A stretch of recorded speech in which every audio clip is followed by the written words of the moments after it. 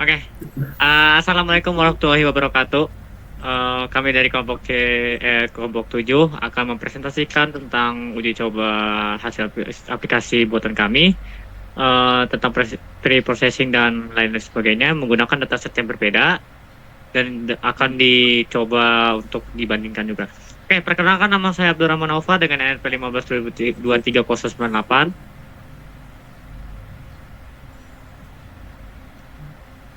Nama saya Rizal Sidik, NRP 15 2023 114. Nama saya Muhammad Husni Al-Muhjiri dengan NRP 15 2023 088. Nama saya Rizky Fauji dengan NRP 15 2023 095. Dan saya 15 2024 600 dengan nama Amar Jadid Habibullah. Oke, untuk kali ini kita akan lanjutkan di bagian kardio dulu ya untuk awalan ya.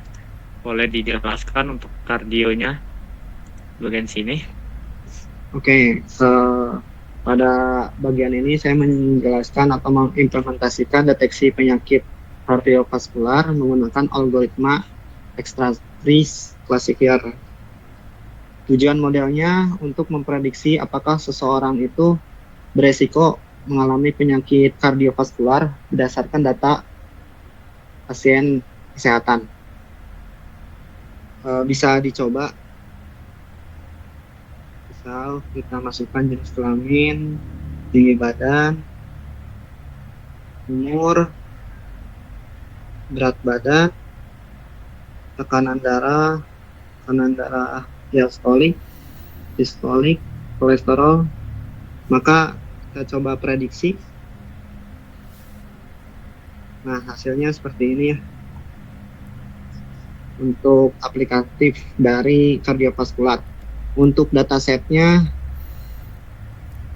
dataset yang digunakan itu data awalnya itu berjumlah 70.000 pasien dengan jenis masalah klasifikasi biner, dan fitur yang digunakan diantaranya ada umur, jenis kelamin, tinggi badan, berat badan, tekanan darah sistolik, tekanan darah diastolik, kolesterol, glukosa, aktivitas fisik, kebiasaan merokok, dan konsumsi alkohol. Untuk data preprocessingnya, di balik layar aplikasi ini tahapannya yang pertama ada menghapus kolom ID, mengubah usia dari hari menjadi tahun, menghapus outlier fisiologis, menghapus data duplikat, fitur engineering, standar scalar, dan split data 80:20. Untuk selanjutnya ada fitur engineering. Fitur engineering itu adalah fitur baru yang merupakan turunan dari fitur utama. Saya membuat BMI, pulse pressure, dan map. Lanjut ke analisis, tab analisis. Nah, mengapa sih Extratrice yang saya pakai? Karena Extratrice bekerja dengan membangun banyak pohon keputusan dan mengambungkan hasil menggunakan voting karena menggunakan randomisasi yang tinggi. Model menjadi lebih stabil dan tidak mudah overfitting. Berikut adalah hasil evaluasi dari Extratrice. Hasil akurasinya ada di angka 76%,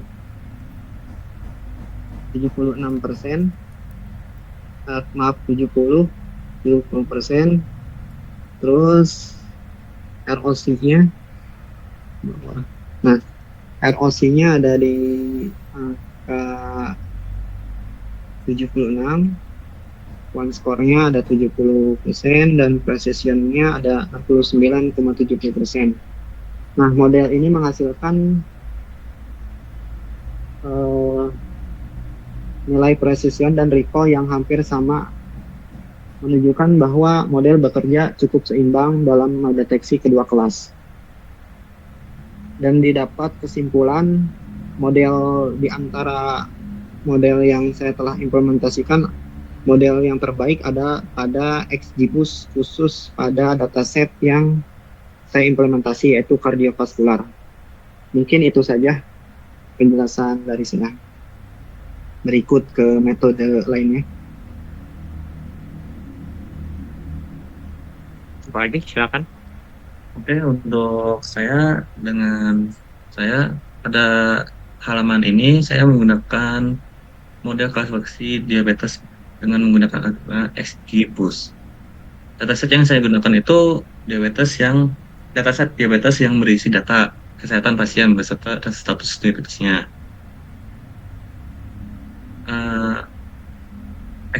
Saya gunakan algoritma XGBoost karena algoritma tersebut punya performa bagus untuk menangani data klasifikasi dan mampu meningkatkan akurasi melalui teknik ini. Sebagai contohnya, saya akan mengisi data pasien kesehatan. Untuk data yang diisi, pertama kita isi dulu datanya. Nah, setelah kita isi, itu akan memproses data menggunakan model XGBoost yang telah dilatih sebelumnya. Untuk ini coba untuk mengambilkan prediksinya, risiko diabetesnya, atau enggak. Nah, jika sudah, ini menghasilkan tidak terdeteksi risiko diabetes. Contohnya seperti itu. Untuk di evaluasinya, selain prediksi, modelnya juga menggunakan dari akurasi, precision, recall, F1 score, ROC outs. Itu untuk metrik tersebut untuk mengukur kualitas model dalam melakukan klasifikasi diabetes.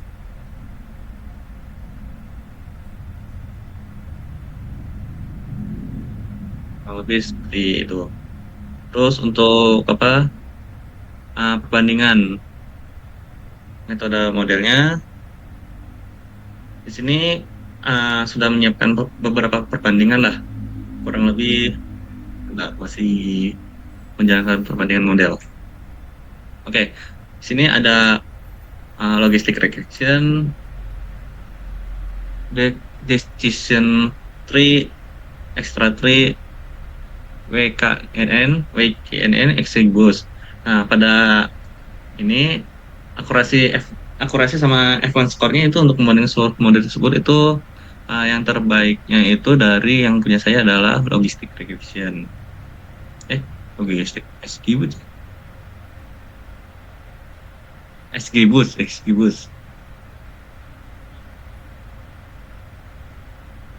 Yang performa terbaik dari nilai akurasi sama F1 score yang tadi. Terus kalau yang nextnya analisis pemilihan model.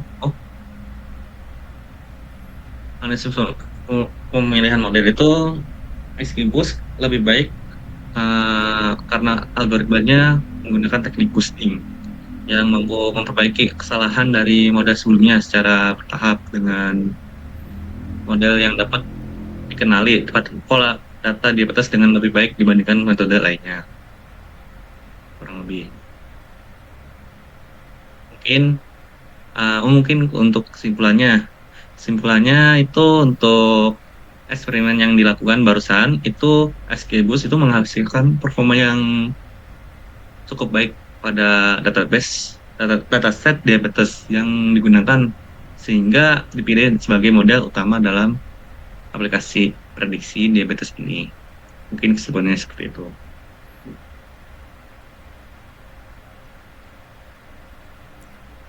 Jadi Lanjut pasien treatment. di sini ya menggunakan metode logistic regression dan datasetnya menggunakan patient treatment. Yang pertama ada prediksi dengan coba prediksi terlebih dahulu. Hemoglobin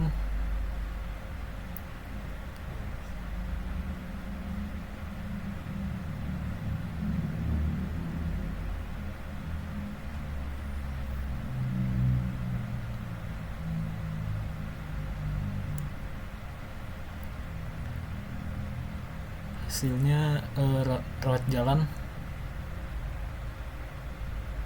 dengan akurasi logistik regression 71%. Evaluasi di sini ada confusion metric, ROC,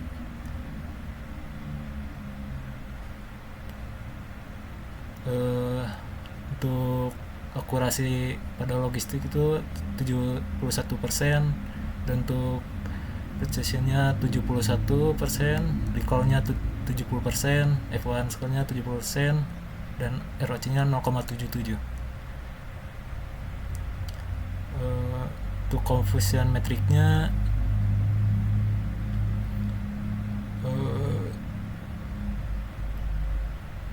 outpatientnya pada 286, dan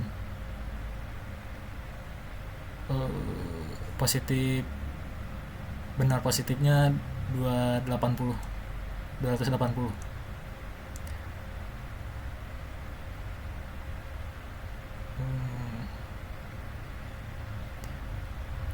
Ke bawah lagi, langsung untuk perbandingannya ya, akurasi terbesar pada weighted KNN pada 76,91%, dan CV rata-ratanya 76,06%. Lanjut eksplorasi data. Saya menggunakan 5 metode, 3 metode awal tuh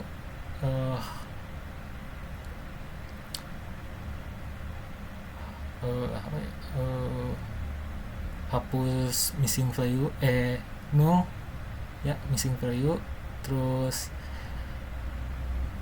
outlier, sama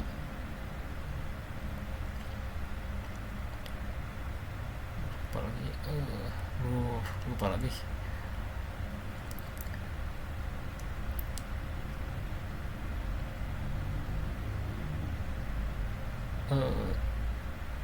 Ya, segitu saja pemilihan model. Untuk pemilihan model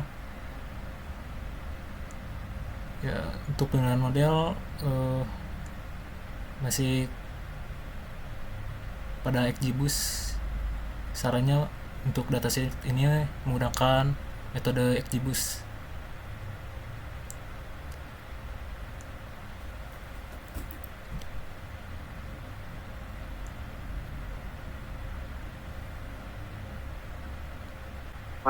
Udah? Udah. Kesimpulannya? Gitu aja. Oke. Nanti dipotong ya yang tadi lewat, tolong. Oke, kita lanjut ke penyakit skebis ya pada sapi. Di sini saya memiliki 600 data, nggak terlalu banyak. Di bagian prediksi ini ada beberapa input ya, kayak usia sapi, jenis kelamin, terus mengambil kata-kata, kontakan bulu, dan pada kulit. Nah, di sini nih kita untuk processingnya itu kita menghilangkan outlier-nya dulu sama missing value. Kalau misal kita coba di sini ada kategorinya 1, 2, sama 3 ya, ada muda, dewasa, dan tua. Kita akan coba yang tuanya dulu. Terus jenis kelaminnya ini laki-laki, mengambil kata-kata misalnya iya. Terus kontakan bulunya tidak, dan pada kulit itu iya. Kita prediksi. Nah, nanti si sapi ini bakal didiagnosis akan positif skebis dengan probabilitas positifnya 88,49. Kalau dibulatkan menjadi 89%, dan probabilitas negatifnya jadi 11%. Nah, lanjut di bagian si evaluasi modelnya, dikarenakan datasetnya dikit ya, cuma ada 600. Jadi untuk akurasinya itu dia ada di 58,33%, di bagian precision itu ada di 61,11%, di bagian recall-nya itu ada 78,57%, dan F1 score 68,75. Dan selanjutnya di confusion matrix itu di bagian negatifnya itu 15, dan yang positifnya itu ada di 55. Ini classification reportnya. Jadi pas udah diklasifikasi, dicoba di training, dia precisionnya dapat di 0,5, recallnya 0,3, advance score-nya 0,3750, supportnya 50, dan yang sisanya ini kayak 1, akurasi, macro average, dan weighted average-nya itu ada di 0,5 rata-ratanya. Lanjut ke bagian eksplorasi datanya. Di sini kita untuk data yang saya gunakan ini kayak di sini ada 5 kolom ya. Kelas targetnya cuma 2 karena kita mencari ya dan tidak aja, positif dan negatif. Jadi di sini kalau kita lihat datanya untuk beberapa ini ada sekitar 9 data ya dicoba. Kayak jenis ada usia, jenis kelamin, gatal, kerontokan bulu, kerak pada kulit, dan hasil tes laboratorium. Nah, ini untuk analisis lanjutannya menggunakan matrik korelasi yang kecocokannya kayak misalnya usia jadi 1, jenis kelaminnya, gatal-gatal, kerontokan bulu, kerak pada kulit, dan hasil tes laboratorium. Ini untuk cross step-nya, untuk bagian si diagram donat dan diagram batangnya. Untuk positif dan negatifnya ini ada di berbeda ya. Rata-rata di yang negatif itu di 0,3 dan positif di 0,6. Lanjut di bagian detailnya. Di sini detailnya kita parameternya menggunakan gini. Ada maksimumnya itu 5, minimal sampelnya itu 2, minimal sampel leaf-nya itu adalah 1. Nah, ini untuk fitur impotence-nya. Untuk melihat fiturnya sampai berapa. Impurity root-nya. Terus ada lagi ini untuk isolasi putusannya. Untuk dipecah lagi. Terus ini ada speed untuk statistics node-nya, vertisol, sample sama impurity, dan ini untuk rules medisnya, rules untuk si detection tree-nya. Dan ini untuk kamus fiturnya kayak usia, jenis kelamin, gatal, kerontokan bulu, dan kerak pada kulit. Dan terakhir di bagian analisis pemilihan model, dia itu kalau dibandingkan dari semua model itu hasilnya itu yang lebih besar itu ada di bagian decretion tree. Di bagian logistic regression, karena dia skor yang paling tinggi untuk di recall 100%, F1 skornya 7,3, dan precisionnya di 5,8,33 dan akurasinya 58,33. Antara 3 ini top 3 untuk pembandingan hasil penyakit skabis.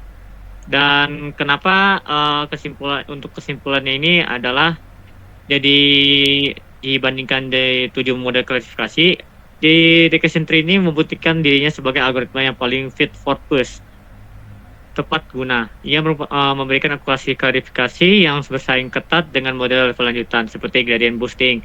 Namun, dia memiliki kemampuan eksklusif untuk menerjemahkan matrik datanya menjadi aturan medis clinical rules yang valid dan dapat dipertanggungjawabkan di lapangan.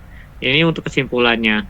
Jadi detection tree itu hanya untuk di bagian tepat guna saja. Boleh lanjut di bagian ginjal kronik.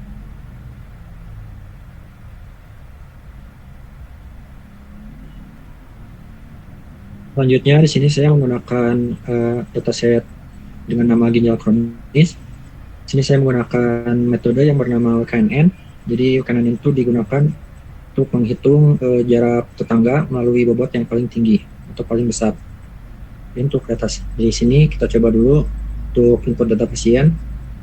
Ini ada umur tahun, ada tekanan darah, spesifik gravity, ada albumin, sugar, gula darah, ada ursum, natrium, ada kalium, ada hemoglobin, ada MCV sama sel darah putih dan sel darah merah.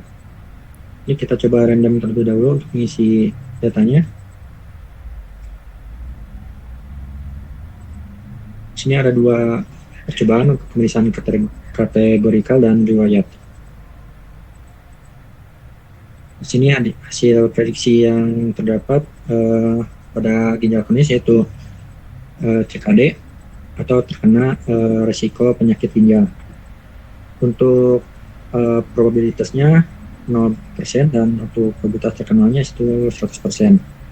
Indikator yang terdapat di sini ada kreatin 1,5 mg, hemoglobin 13,5 dan albumin 4. Selanjutnya di sini akurasi pada dataset ini ada 96,25%, precisionnya yaitu 100%, untuk recall 94%, F1 skornya 96,91% dan rootnya yaitu 100. Jadi untuk KNN ini saya menggunakan metode atau data processing untuk pengecekan missing value, ada mengecek duplikat, lalu kita memisahkan kolom numerik dan kategorikal, dan selanjutnya ada pemilihan encoding dan data kategorikal, lalu selanjutnya ada deteksi outlier dan juga fitur scaling. Untuk perbandingan model di sini, karena ada 5 model yang digunakan, yaitu login verification, precision tree, extra trees, KNN, dan XGBoost. Di sini terlihat perbandingan antara 5 metode ini. Yang paling unggul ada di logistic regression dengan akurasi 98,75, persisnya 100, recall-nya 98%, dan F1 score-nya 98%. Untuk metode yang saya gunakan ada di posisi 4 dengan 96,25%, precision-nya 100%, recall-nya 94%, dan F1 score-nya 96,91%. Jadi untuk kesimpulannya pada dataset ini, pada akurasi yang ditentukan bisa menggunakan model ekstratis karena mendapatkan akurasi 100. Lalu untuk jika ingin mencari F1 score bisa menggunakan model yang terbaik lagi yaitu ekstratis dengan F1 score-nya yaitu 1. Yang ketiga untuk mencari precision dan recall balance menggunakan ekstratis lagi dengan average precision dan recall-nya yaitu 1. Untuk kecepatan training bisa menggunakan WKNN karena di sini kita menggunakan dataset yang tidak terlalu besar. WKNN cukup mudah untuk diimplementasikan pada dataset ini. Lalu yang terakhir ada kecepatan prediksi. Untuk model terbaiknya ada di Decision Tree. Waktunya yaitu 0. Jadi untuk penyakit kasus ginjal kronis ini kita menggunakan model yang seimbang antara akurasi dan interpretabilities yaitu Decision Tree dan Extra Trees dengan nilai yang paling tinggi. Jadi untuk dataset yang saya gunakan di sini KNN hanya cocok untuk baseline atau dataset yang lebih kecil.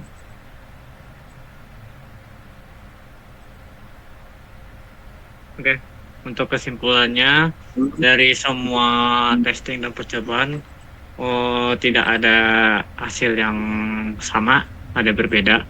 Jadi bisa disimpulkan dari setiap dataset yang kita gunakan itu akan berbeda-beda. Dan satu lagi untuk yang kalau misalnya masih ada yang kurang atau gimana, mohon dimaafkan karena datasetnya masih ada beberapa saja. Kami pamit undur diri dari kelompok 7. Kurang lebihnya mohon maaf. Assalamualaikum warahmatullahi wabarakatuh. Oke, untuk kesimpulan pertama dari penelitian ini adalah tidak ada satu model yang unggul untuk semua kasus. Hasil yang diperoleh menunjukkan bahwa kualitas pre-processing dan karakteristik dataset memiliki pengaruh yang sangat besar terhadap performa model. Oleh karena itu, pemilihan algoritma harus disesuaikan dengan data yang digunakan, bukan hanya berdasarkan popularitas dan kompleksitas modelnya. Mungkin itu sekian dari kami pemaparan tugas besar machine learning ini. Wassalamualaikum warahmatullahi wabarakatuh. Baik.